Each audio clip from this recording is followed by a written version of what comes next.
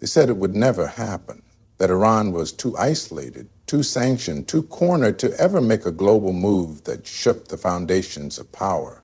But then the world watched in disbelief as Iranian bombers landed in Moscow, not in secret, but in full view, and the message was clear. The rules have changed. This isn't just another geopolitical twist. It's the ignition of something far greater, a quiet alliance that could rewrite the balance of power as we know it. In that single moment, the West felt the ground shift beneath its feet. This speech isn't just about military hardware or foreign policy. It's about a turning point in history. So don't blink, don't scroll, and don't walk away. Because if you think the world is still running on yesterday's logic, you're already behind. Stay with me, because by the end of this video, you'll understand why nothing will ever be the same again. When Iranian bombers touched down in Moscow, it wasn't just fuel, steel, and machinery that arrived. It was history-changing direction. The sight alone sent tremors through every intelligence agency, every Western capital, every so-called strategist who thought they had the map figured out. For decades, the world had painted Iran as the isolated villain, the rogue state boxed in by sanctions, threats, and propaganda. But now, those same forces watched Iran land military aircraft in the heart of Russia, not as a desperate partner, but as a calculated ally. This wasn't about trade. This wasn't about diplomacy. It was about alignment. A new kind of message written not in words, but in the shadow of bombers flying over foreign soil with permission, with purpose, and with intent. The move blindsided the West. They had watched Iran for years with a narrow lens, thinking it would stay confined to the sands of the Middle East, always reacting, never initiating. But this move wasn't reactionary. It was strategic. It was timed. And it told a bigger story than any press briefing ever could. Iran isn't staying quiet anymore. It isn't waiting for tables to be offered. It's building new ones in new places with new players. And when those players are nuclear powers like Russia, the equation changes fast. The stakes rise. The room gets colder. Because this isn't about two nations shaking hands. This is about two powers standing back to back, facing the same enemy, with no more fear in their eyes. What made the world uneasy wasn't the hardware Iran brought, but the confidence, the normalization of a relationship that had long existed under the radar, now out in the open, bold and unapologetic. It showed that Iran isn't just surviving sanctions. It's building partnerships in the very halls of those who challenge American dominance. The presence of Iranian bombers in Moscow said one thing louder than any headline. We're not alone anymore. And when nations that have endured isolation start finding each other, the balance of global power doesn't just shift, it trembles. That moment on the runway wasn't about war, but it was a form of warfare. Psychological warfare, diplomatic warfare, a challenge to the Western idea that enemies can be controlled with enough pressure and punishment. Iran walked into Moscow not as a beggar, but as a signal. And the world heard it. The only question left now is whether they truly understand what comes next when the ones they feared most begin moving in formation. When the Kremlin speaks, it rarely shouts. It doesn't need to. Its power has always lived in silence, in suggestion, in the careful choice of words that say more between the lines than within them. And when Moscow responded to Iran's presence, not with rejection, but with strategic calm, it sent a message louder than missiles. The moment Russia hinted at nuclear support, it wasn't bluster. It was design, a veiled reminder to the West that Russia doesn't just play defense, and it doesn't stand alone. With Iran now seated at the edge of its military table, the stakes of any confrontation have just reached a place no side can afford to misread. No red button was pushed, no explicit vow was made, but the tone, the posture, the thinly veiled remarks about shared deterrence and new strategic understandings were enough to send policymakers scrambling. Because when a nuclear-armed superpower opens its doors to a nation like Iran, a nation long targeted, long underestimated, the balance of fear begins to shift. Suddenly, the West isn't looking at a scattered threat. It's looking at a potential axis, a coordinated front, backed by the threat of devastating retaliation. And in today's world, you don't need to launch to dominate. You just need to suggest. And Moscow knows that game better than anyone. The nuclear hint wasn't about immediate war. It was about global hesitation. It was about forcing Washington, London, Tel Aviv to pause before speaking, to rethink before acting. Because now Iran isn't just a target on a map. It's a potential partner to the only nation bold enough to challenge NATO on its doorstep. Russia didn't say it would arm Iran with nuclear capabilities, but it didn't say it wouldn't. And that silence alone created a storm. Markets trembled, diplomats panicked, and analysts rewound the tape of history, realizing this kind of alignment hasn't happened in decades. Iran's presence in Moscow isn't just symbolic. It's strategic leverage. The Kremlin's subtle nuclear undertones didn't need headlines, they just needed ears. Ears that have spent years listening to the myth that Western dominance is untouchable. That myth cracked the moment those bombers landed, and it fractured further when Moscow wrapped its arm around Tehran with a smile that didn't promise peace, but promised consequences. This is how Cold Wars ignite, not with declarations, but with calibrated gestures, with alliances built in plain sight that dare the world to guess their true weight. And in this case, the weight feels nuclear. Not because anyone pulled the trigger, but because someone placed their hand near it and looked the world in the eye. The West has always prided itself on having the upper hand, militarily, economically, diplomatically. Washington and NATO saw themselves as architects of order, the authors of international boundaries and balance. They believed they had Iran cornered, boxed in with sanctions, isolated with rhetoric, contained by threats of war and endless surveillance. Russia, too, was to be kept in check, weighed down by Ukraine, by economic warfare, by global conduct. But while the West stayed focused on its own strategy, a quieter story was unfolding, one they didn't see, or worse, refused to see. Iran and Russia weren't retreating, they were repositioning, not reacting to the game, but rewriting it. The landing of Iranian bombers in Moscow wasn't just unexpected, it was embarrassing. It revealed a massive intelligence and strategic oversight. Two nations long painted as threats to global peace had just found peace in each other. And the Western powers, so busy playing chess in their usual corridors, suddenly realized the board had expanded.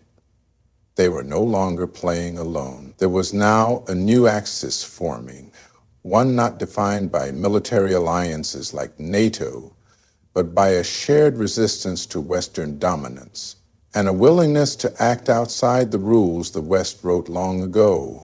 This caught NATO off guard. It wasn't just about two countries shaking hands. It was about two ideologies aligning, two nations that had withstood years of pressure, sanctions, and isolation, now proving that survival breeds resilience, and that resilience can evolve into coordinated strength. The West had underestimated Iran's reach, its technological advancements, its diplomatic discipline. They thought pressure would break Tehran. Instead, it taught it how to navigate towards stronger allies, allies like Moscow, who also had been watching the West, not with fear, but with patience. The shock wasn't just military, it was psychological. The realization that for all its surveillance, all its diplomatic intelligence, the West never saw this alignment coming. And now that it has, the questions are bigger than how to respond. The real question is, can the West afford to respond without provoking a global crisis?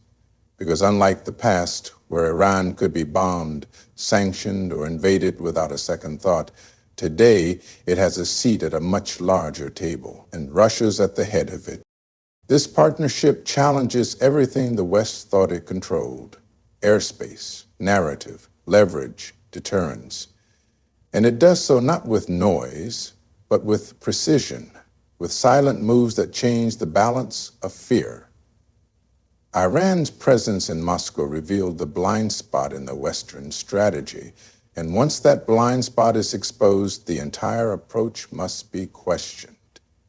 This is no longer a story of isolated threats. It is the rise of a new alliance that moves with quiet coordination and leaves behind a message the West didn't expect to read. We are not alone, and we are not afraid. This shift in global dynamics isn't happening where the West expected it. The old map of conflict centered around the Middle East, Gaza, Syria, Iraq, and more recently, Ukraine. But now the front line is no longer limited to war-torn zones or proxy battlefields. It's stretching across a far more dangerous and strategic landscape. The heart of Eurasia, the arrival of Iranian bombers in Moscow, doesn't just mark an alliance, it marks the geographic repositioning of confrontation. Two of the world's most sanctioned, scrutinized, and underestimated powers are drawing a new border not with ink, but with movement, with presence, with steel wings in Russian skies and political silence louder than thunder. This new front line is sophisticated. It's not one you can bomb and walk away from. It's not a jungle or a desert. It's a heavily armed corridor from Tehran to Moscow, threaded with technological cooperation, intelligence sharing, and deep military calibration. What makes it so dangerous is not just its firepower, but its unpredictability. Unlike NATO's visible and bureaucratic moves, this axis operates in layers. What you see is only the surface. Beneath it lies coordination that runs on patience, shared scars, and an unspoken code of mutual survival. This isn't just the Middle East heating up. It's Eurasia, bracing for a seismic realignment. What's even more critical is how this emerging front redefines the nature of global tension. This is no longer about occupying land. It's about weaponizing relationships. Iran and Russia are building a front that isn't just fortified with missiles, but with strategy and defiance. When bombers landed in Moscow, it wasn't to fight a war today. It was to show the world where the next one might begin. A war, not for territory, but for influence. For who gets to decide what global power looks like when the old empires fade? And the West, still locked in Cold War reflexes, isn't ready for this kind of battle. This is hybrid warfare before the bullets fly. Psychological, diplomatic, symbolic. A new chessboard has been set up right in the middle of Europe and Asia, and the pieces are being placed without a single treaty being signed. Iran's arrival in Moscow was the opening move. The Kremlin's quiet nuclear hint was the second. And what follows now could define a generation. This front line didn't come with a declaration. It comes with quiet gestures that change global calculations. And those calculations are no longer predictable. Because if Iran, once a regional pariah, can now stand alongside a nuclear giant inside its capital, then what stops others from joining? What prevents this new coalition from reaching further, pushing harder, and redrawing boundaries that the West once believed were permanent? This is not just the rise of a new power bloc. It's the expansion of the battlefield into territory the West never thought it would have to defend, not with troops, but with strategy, restraint, and the kind of wisdom that must come quickly, or not at all. As Iran positions itself beside Russia on the global stage, something far greater is unfolding across the Muslim world. It's not loud, it's not announced in breaking news headlines, but it's there, rising in the minds of millions who have watched for decades as their nations were pressured, divided, and dismissed. The old order treated Muslim countries as pawns, either too weak to resist or too disunited to matter. But this new moment, this alliance between Tehran and Moscow, isn't just about Iran or Russia. It's about signaling to every Muslim majority nation that the center of power is shifting, that there is an alternative to submission, that the world no longer revolves around Washington, London, or Brussels. This quiet awakening isn't fueled by hate. It's driven by exhaustion. Exhaustion from watching Gaza burn while international bodies debated resolutions that never meant anything. Exhaustion from seeing Western allies turn their backs the moment oil deals or arms sales took priority over human lives. Exhaustion from being lectured about democracy and justice while being denied both in global policy. So now, when Iran steps into Moscow with strength, not supplication, it isn't just representing its own sovereignty. It becomes a symbol of defiance for the entire Muslim world. For years, many Muslim nations walked a tightrope, caught between economic dependency on the West and cultural loyalty to their people. But this growing alignment is showing that real power comes not from imitation, but from independence. When a sanctioned nation like Iran moves with purpose and finds partnership at the nuclear table, it sends a message. Being outside the Western circle doesn't mean being powerless. In fact, it might be the only way to stay unbroken. That message is resonating, not because everyone agrees with Iran's policies or trusts Russia's intentions, but because people are tired of watching their nations bow to systems that never protected them. They are beginning to ask new questions. What if unity came not through Western approval, but through mutual strength? What if sovereignty was reclaimed not by war, but by strategic cooperation? What if the Muslim world didn't need permission to rise? This alignment hints at a future where alliances are not based on fear or funding, but on shared resistance and unapologetic identity. It may not happen overnight, but the seeds are being planted. And every time an Iranian plane lands in Moscow, every time Kremlin officials speak about shared deterrence, those seeds grow a little deeper into the soil of Muslim consciousness. The West may not feel it yet, but the ground is shifting. And when Muslim nations begin to see strength in each other rather than threats, the world will face a different kind of power, one that doesn't beg for seats at global tables, but builds its own. One that watches this new axis form and quietly prepares to join, not as followers, but as partners in a different kind of future. What's happening between Iran and Russia isn't just a political maneuver.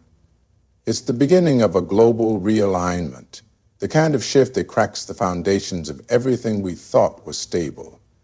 For decades, the world operated under a clear hierarchy, Western alliances at the top, sanctioned states at the bottom, and everyone else caught somewhere in between. But when Iranian bombers landed in Moscow and the Kremlin responded with strategic warmth, that old structure began to collapse in real time.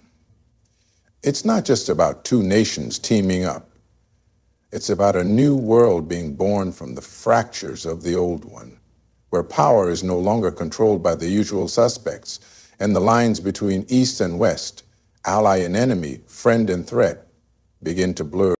This realignment is deeper than diplomacy. It's ideological, it's cultural.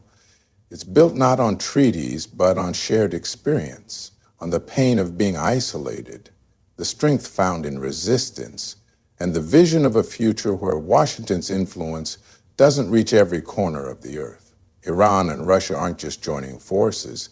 They're building a narrative, one that says sovereignty is worth more than sanctions, and standing alone is better than kneeling with approval. This is a direct challenge to a system where the rules have always been written in English, enforced in dollars, and backed by military bases stretching across the globe.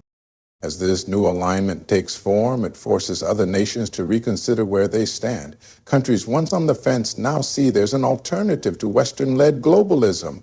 Powers like China are watching closely.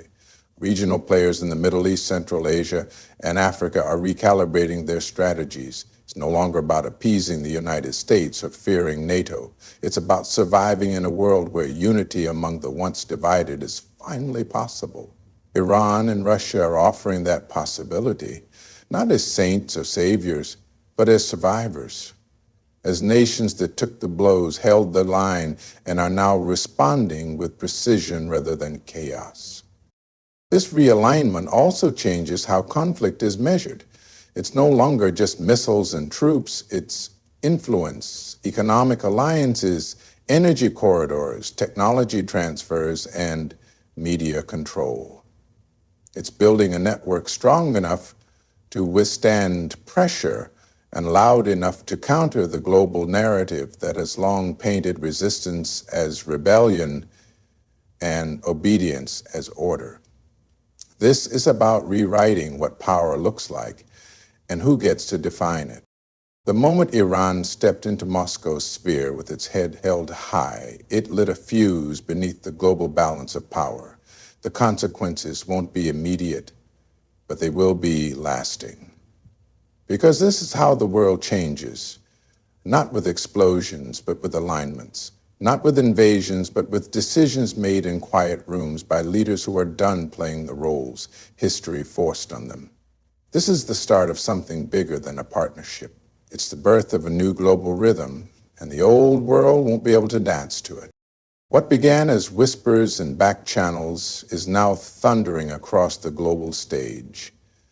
Iran's strategic entry into Moscow wasn't just a headline, it was a declaration. A moment that shattered illusions and redrew the boundaries of influence, strength, and defiance.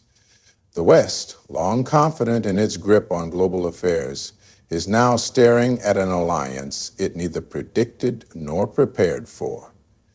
This isn't the revival of old empires. It's the emergence of a new order, one built not on compliance, but on resilience, not on permission, but on purpose. Together, Iran and Russia have issued a message that cannot be ignored. The age of Western monopoly on power is fading, and a multipolar world is no longer a theory. It's becoming a reality. And as this new reality unfolds, the silence of decades is being replaced by the sounds of strategy, unity, and unshakable resolve. History will remember this moment, not for the firepower, but for the fear it sparked in systems that thought they'd never be challenged. This is no longer about diplomacy alone. It's about survival, sovereignty, and the rewriting of the global playbook. Thank you for staying with me till the end. Your time is powerful, because in a world full of noise, choosing to hear the truth is a rare kind of courage. To the ones who seek clarity in chaos, may you always see through the fog. To those rising from silence, may you walk with purpose and not fear. Good luck, stay strong, and remember, history favors the ones who speak when others stay silent. Thank you.